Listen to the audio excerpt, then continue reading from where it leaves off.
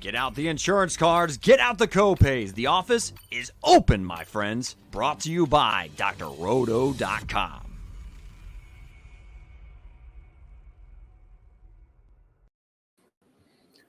What is up? Welcome into another special off-season edition. We are the One and Done Show. We are your fast break of college basketball information. I am your host, Eric Romoff. You can catch me on those Twitter streets at FantasyNav. You can do your part in this enterprise. Scroll on down, tickle, click, smash, whatever your fancy, all of those buttons, likes and subscribes, they really go a long way in helping the channel. And he is always the captain of our ship. He can name the starting five of every single program in the college basketball ranks.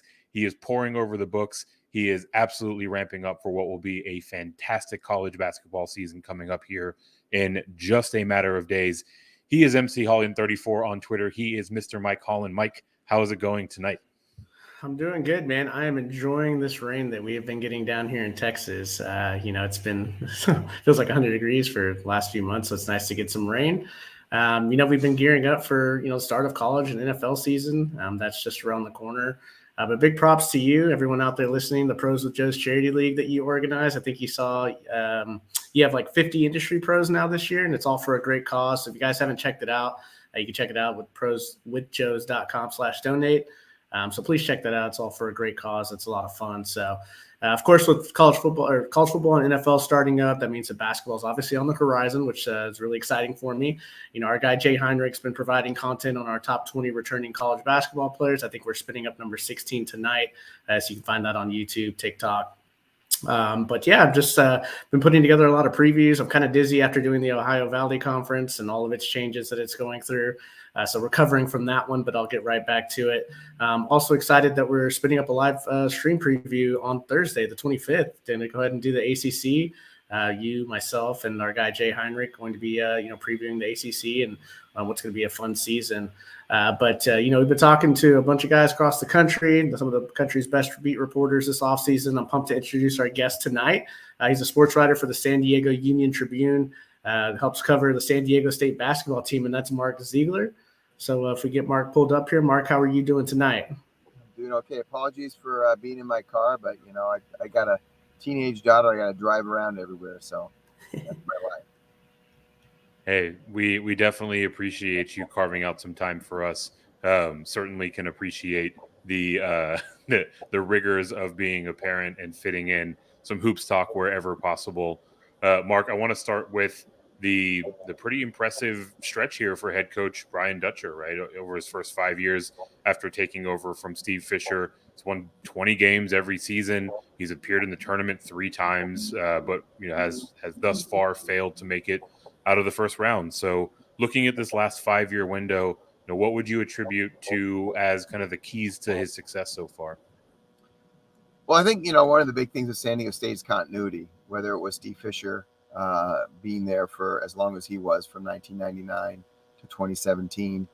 And then Brian Dutcher, his longtime assistant, taking over from him. I mean, basically had the same concepts in the program for over 20 years. And that really, I think you really see it in a day in, day out. They don't have to reinvent anything. They don't have to build anything. The culture's already there. The foundation's there. They just build on top of that. I think that's what you're seeing right now is him just every year trying to get a little bit better than what they were before, but they don't have to sort of climb up the first 20,000 feet of the mountain. They're already at 20,000 feet, and they just go up another 500 or 1,000 feet every year. It's a lot easier that way. Yeah, it's definitely been an exciting run thus far for his tenure. But, you're getting 4 starters returning, including Matt Bradley, first team Mountain West performer. You get the Mountain West Defensive Player of the Year, Nathan Minsah coming back. So how important was it for Coach to get these 2 back in the fold? And, what can you tell us about these 2 beyond the numbers?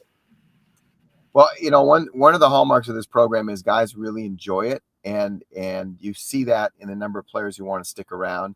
Very few guys transfer. Every now and then they'll have a guy who doesn't play or wasn't a good fit, and he'll move out, but not at the rate of any other program in the country. I mean, it's very rare. And you're seeing a lot of these COVID seniors come back. I mean, I think almost has exercised it. A lot of people thought Matt Bradley would move on and play professionally. And he announced that he was coming back even before the whole NBA draft process. He got to the end of the season, goes, I'm coming back. And Brian Dutcher even went to him and said, hey, go ahead and, test the waters. I'm fine with that. And he said, no, I'm focused on next season as a college player. I love it here. It's the most fun I've ever had playing college basketball. Nathan Minsah took a little bit longer to decide. He tested the waters, but also decided that, this is the best spot for me. And so having those kind of anchors in your program, means a lot. Another guy who's coming back for COVID year or two other guys are Agueka Rope, who's sort of a do everything Swiss Army knife, and Adam Seiko. So it just brings so much veteran presence to the team, and that's something that you just can't teach, and it's one of the keys to their success. Yeah, it certainly seemed to be the case, and it seems like Coach Dutcher is subscribing to the "if you love someone, let them go" theory. And for at least the immediate term, it has netted him players like Bradley and Minsah returning. A couple of other guys that are returning for the Aztecs are Lamont Butler and Keyontae Johnson, among several others. Actually, Coach Dutcher has done a fantastic job with retention. So, everyone is pretty familiar with the big names that Mike asked about a moment ago. But among these other guys that are returning, is there anyone that you feel can, take a considerable step forward in this upcoming season, or maybe be a true X factor to run alongside Bradley and Minsah? Well, Lamont Butler, for the players I've talked to, says he's the most improved player over the summer. But it's kind of, you have to qualify that a little bit. He had a really tough year last year. He started off very well and then broke his wrist, actually on a two-handed dunk down the lane over about 6 guys, and landed on his wrist. And he's, 6 feet, maybe 6'1", and he's just an explosive athlete. And that set him back for over a month. And then he had a death in the family of his sister, and that really was hard on him. I think he kind of internalized it, but it was a tough season for him. And so I think with a fresh start in the spring and summer, he's someone you're really going to see a lot out of. Keyontae Johnson has been a very steady player. Unfortunately, in the NCAA tournament, he was playing with a badly sprained ankle, didn't tell people about it, and played limited minutes in that game against Creighton. But, the interesting thing is those are 2 guys who've started a lot of games and been a big part of the team. It's no guarantee they're going to start this year. That's how talented this team is, with some of the guys they brought in. And one guy nobody seems to be talking about nationally, and is way under the radar and shouldn't be, is Jaden Ledee. He's a transfer from TCU, 6'9", 240 of absolutely rippling muscle. I mean, I've never seen a player this cut up before, and this big and strong and with this high of a motor. And he was in the scout team last year and was impossible to block out. I mean, guys like Nathan Minsah and Agueka Rope couldn't block him out most days. And so when you're going to throw him into a Mountain West type of schedule, I think he could do a lot of damage. That year off really refocused his game. He knows the system. He understands the defense. And I think, just the fact that, you don't have to run a play for him. He can just go get the ball and score it is going to make him a huge, huge factor and someone that people should probably keep an eye on. Yeah, so you mentioned a new face there, and let's talk about a couple of other new faces. One that I'm really excited about is the Seattle transfer guard, Darrion Trammell. You can't sleep on Oakland transfer forward Micah Parish as well, and you got some high school players that are pretty highly rated: Miles Bird, Elijah Saunders. Who should San Diego State fans be most excited to see in their new Aztec uniform? Well, Darrion Trammell is going to be the player that is most noticeable because he's going to run the point. He steps in for Trey Pulliam, who's really the biggest loss off of last year's team, the one starter they lost. He's a totally different type of point guard. Trey Pulliam was a 6'3", kind of in the background, didn't have to score, pretty good defender, bigger player, bigger, taller, longer. Trammell is 5'10", if that, might be smaller than that, much more offensive oriented type of guy who is a pass first point guard, but also is going to look to score and can score. He's averaged 20 points a game at Seattle. And so he's going to be the guy who people are really going to, they're going to notice him. And I think he's going to give him a different dimension, particularly on off-screen rolls. He's one of the most effective players in the country last year, statistically at least, off-screen roll. And that was something that was kind of missing in their game. Teams would go under the screens against Pulliam and Butler. And I don't think you can do that against Trammell. And he's just very good at understanding, reading, and getting into that little pocket, scoring at all 3 levels.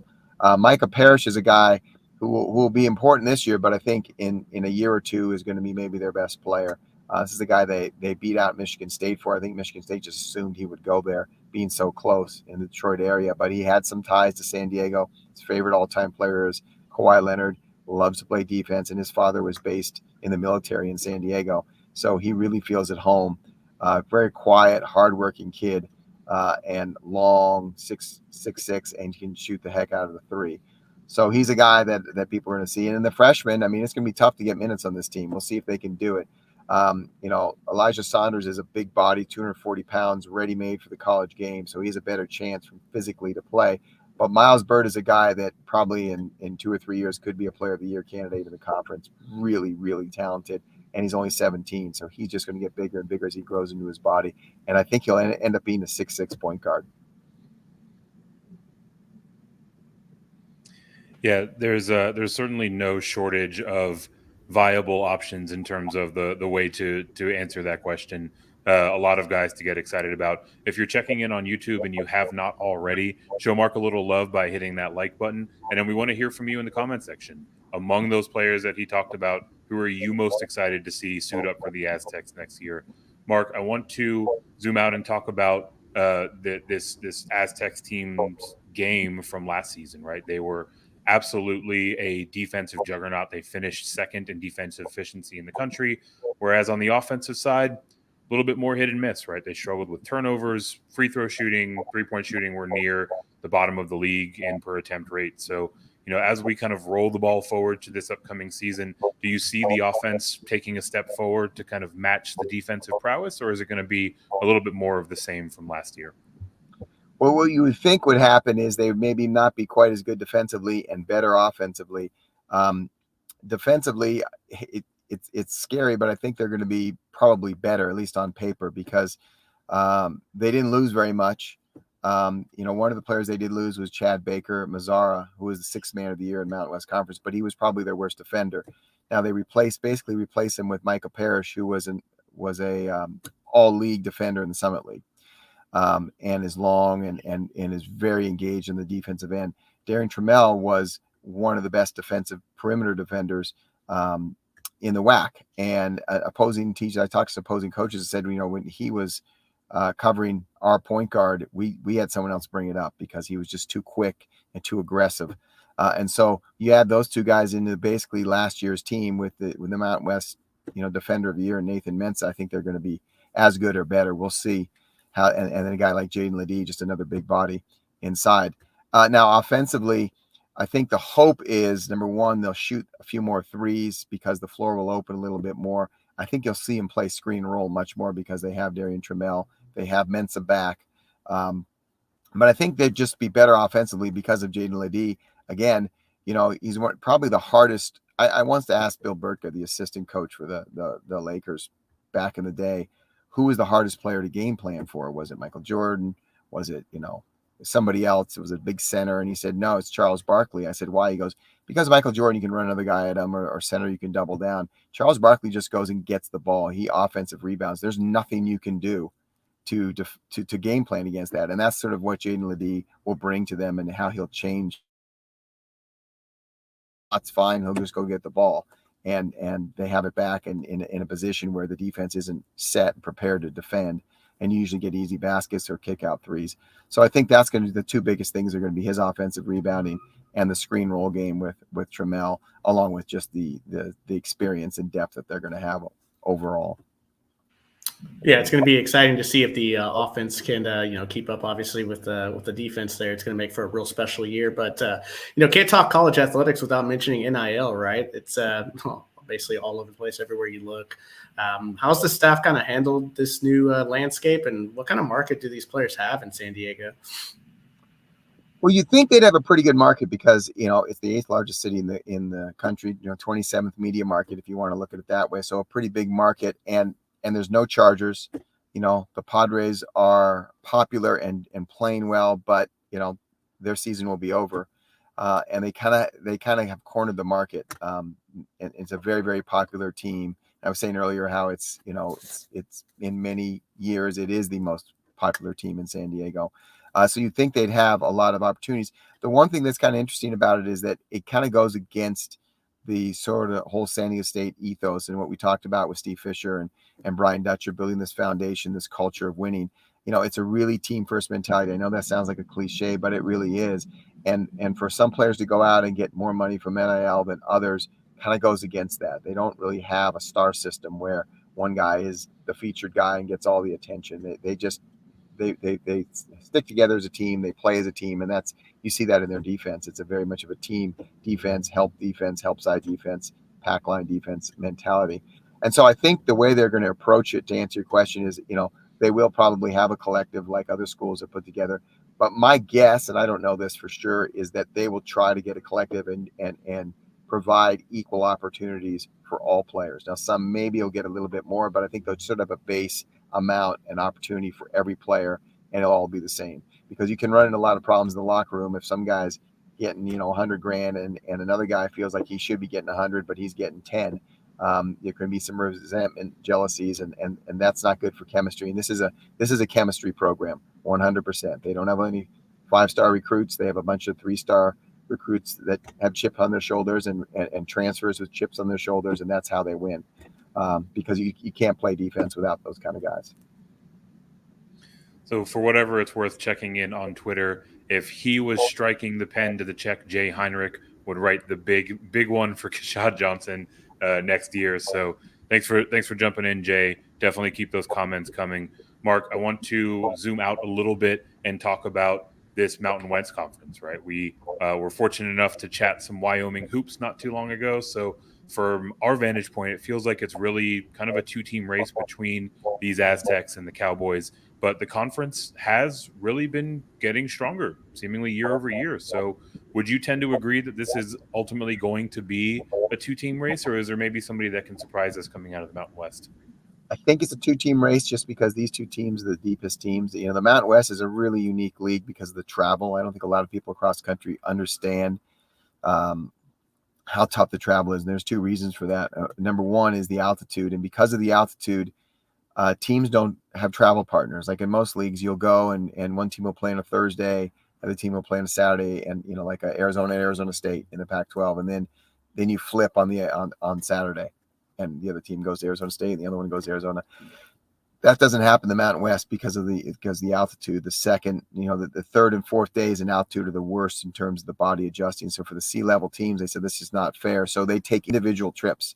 So it's 9 individual trips for a school like San Diego State. It's 9 plane flights. And half of them are going to be at 4,500 feet or above. The snow, ice, winter conditions. And for the winter teams, all of a sudden they come to San Diego and they step outside in 75, 80 degrees. That's a shock to the system too. So it's a very hard travel league. And because of that, you get ground down. And because of that, you got to have depth. And so San Diego State and Wyoming have the most depth and the most talent. So I think it is a 2-team race.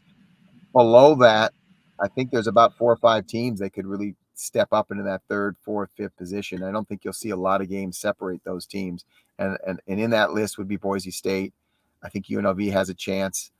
Colorado State has kind of the pedigree, but without David Roddy, it's going to be tough. Isaiah Stevens gives them that lead guard presence, but they don't have as many bigs as they did last year, and no David Roddy. I think that's going to knocks them down a notch. New Mexico's, I think, is going to surprise people this year. They have a very good backcourt. They added some depth up front. They had no bigs last year. And Fresno State could jump into that conversation as well. I think we'll have a sneaky good team, even though they don't have Orlando Robinson. They have a lot of continuity, and Justin Hudson's a good coach, good defensive coach to keep them in games. Yeah, we're definitely looking forward to seeing the Mountain West again. I do think it's going to come down to the Aztecs and the Cowboys, but don't sleep on that backcourt with New Mexico. But finally, before we get you out of here, Mark, what would you consider a successful season for this program, and what are some of your keys to unlocking this team's potential? Well, I think the program's gotten to the point where, it's almost the point where getting the NCAA tournament isn't good enough anymore. Brian Dutcher hasn't won an NCAA tournament game. Now, it's a little bit unfair to say that because he did have a 30-2 team that was ranked, in the top 5 for a lot of the season, longest unbeaten team and, last remaining unbeaten team. It didn't get to play because of COVID, the Malachi Flynn team. And they would have won a couple games in the NCAA tournament, and it were probably a pretty good candidate to get to Elite 8 or Final 4. So it's a little bit unfair to say that, but I think Brian Dutcher would be the first one to tell you, as Steve Fisher used to say, good, we want those expectations. We have them ourselves. I mean, the team here expects to go to the Final Four. Will they? Probably not, but it's a very hard thing to do, but they expect that, and they believe that, and I think the fans do too. I mean, it's 12,400 seats, sold out pretty much every night. It's a big buzz in town. It's an NBA field. They just got a new scoreboard in there that makes the arena look like an NBA arena. It's a big time scoreboard, four-sided board, and it just, you just have that feel. And so I think minimum is get the NCAA tournament and win a game. And on the outside, I think they're a Sweet 16 type team. Beyond that, it's all matchups and referees and, shot rolling in, and, it's hard to predict. But I think they're that caliber of team. They just don't really have any weaknesses. They have a lot of depth, and they have a lot of experience and a lot of hunger because of what happened last year in the NCAA tournament. Mark Zeigler absolutely dialed into this Aztecs program. Go ahead and follow him on Twitter, SDUT Zeigler. Check out all of his fantastic work at the San Diego Union Tribune. Again, has his finger on the pulse of this program, and he's doing it while pulling double duty. He is on dad duty, and he's educating us on the Aztecs. Mark, thank you very much for spending some time and getting us up to speed on this San Diego State program. Yeah, my pleasure. Looking forward to seeing the rest of your shows as we get closer to the season. Hey, thank you, Mark. Thanks, Mark. So, Mike, as we shift back to a bit of the national conversation, a couple of interesting items from around the week. Let's start out with SMU and what's going on with their newly minted transfer that we all thought had a different home. Yeah, interesting, right? You don't see this too often. SMU transfer Emmanuel Acott, he was committed to Memphis with Penny Hardaway and crew, and now all of a sudden reports out yesterday that he is enrolled at Western Kentucky. So, definitely kind of some surprise news here. He's the 6'8" wing, really good three-point shooter, and now all of a sudden Western Kentucky is one of the better mid-majors in the country. So, this is a really important piece that they're adding. They're going to get back their leading scorer in Davian McKnight, a really good lead guard here, and they're going to get Jamarian Sharp, who's a 7'5" shot blocker, almost 5 blocks per game. He was in the transfer portal, so another huge win getting him to return back to school. And then they picked up a couple of down transfers. Kentucky's Dante Allen and Christian Lander from Indiana are going to come down. So this team's looking pretty salty on paper. Going to be one of the more fun teams to kind of pay attention to as we start the season, as it starts to roll along. So what are your thoughts on Acott and his new home, and how this kind of works out for Western Kentucky? Yeah, I mean, Acott was one of the bubble boys, right? He's one of the last guys into your top 100 transfer board over at drroto.com. Obviously we saw him play pretty admirably up until this point, and now to step into Western Kentucky, I mean, you can certainly see a world where his role expands. And this Western Kentucky team, like a lot of these mid-majors, really loading up on some interesting pieces, right? We are still a little bit too far out to talk about the DFS aspect, but I mean, there was a period in time where on these large slates, just fading the mid-major pieces was a strategy. I think people are still going to employ that strategy, but now they no longer should. So keeping your eye on a guy like Acott, keeping your guy on a team like Western Kentucky is going to give you an edge early on. From the Memphis side, I mean, obviously this hurts the Tigers transfer class, right? They managed to bag the number one guy in Kendrick Davis, but lose a little bit of depth with this, weird kind of about face from Acott. But I get the sense that they are generally going to be all right as well.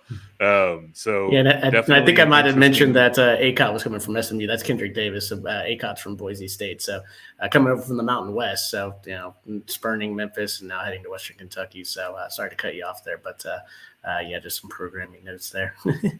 Yeah, no, we're heading to the same place. And right now that place is an update on a former SEC preseason player of the year not that long ago in the 2020-21 season.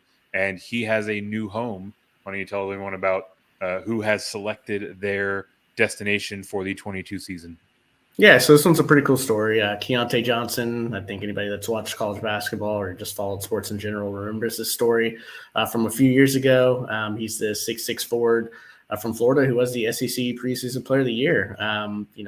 Just a couple of games into the season, he was averaging 20 points, 6 rebounds before he collapsed on the court. I believe it was against Florida State, if I remember correctly. And yeah, pretty scary sight there. Looks like he's gotten clearance and he's going to return. And he's deciding to transfer over to Kansas State, so heading over to the Big 12. So this is a big addition for new head coach Jerome Tang.